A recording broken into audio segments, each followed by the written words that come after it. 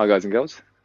So I thought I'd do a few videos just covering a few different parts of the swing, and hopefully some of you might learn something from it, um, or it might just reinforce some of the things you already know, um, and hopefully you get a chance to practice a few things.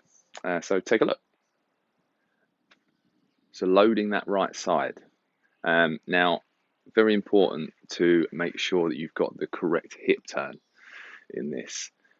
So go back to my hip rotation video and have a quick look at that, just to recap on that first. But a really good feeling once you're getting to the top of the backswing is that you are able to feel as though there's pressure in this right side. And the weight is going to start on your left, as we talked about in setup, ever so slightly. So it's going to be 5% on the left. Remember, don't go overkill with that. And it's going to move, and you're going to feel like there's some pressure more on that right hand side. I'm not going to have mass on the right side. So that's the difference between pressure and mass, is that as I move over to one side with my whole body, that's my mass moving over, as you can imagine.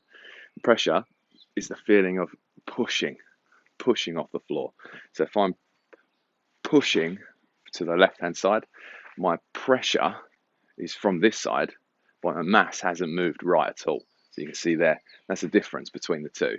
So if you can imagine, as you go to the top of the backswing, we want to feel like there's pressure on that right side. So a couple of things that you can do is you can really get the feeling, once you've got that turn, you can press into the ground, just like I'm doing here.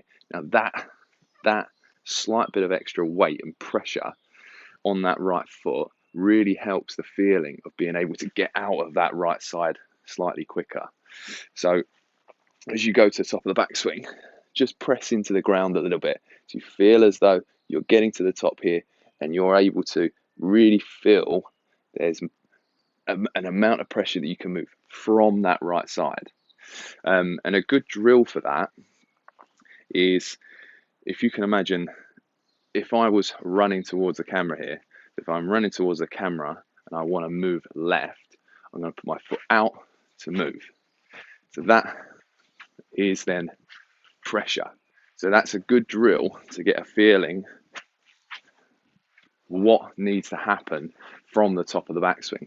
That same feeling of me moving to my left, that's the same sensation that you're going to get top of that backswing, that allows you then to move from the top of the backswing into then transition and start getting the club to come back down into impact.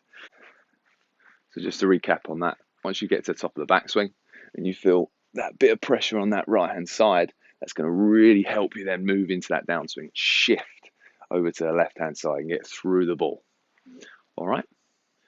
So I hope you've got something from that, whether it be something new or it's just a better understanding of what you already know. Hopefully you get a chance to be able to practice it and look after yourselves.